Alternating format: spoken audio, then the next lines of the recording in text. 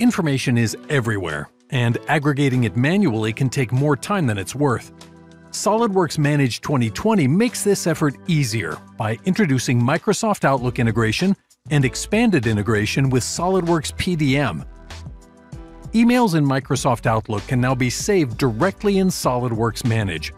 For situations where you have an existing process or case, click Save Emails into Existing Record in Outlook and search for the record of interest.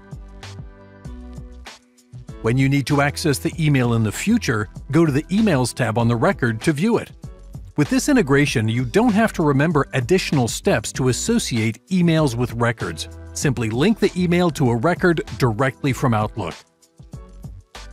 Accessing emails like this, and all of the additional information available in Manage, are now accessible directly in SOLIDWORKS PDM.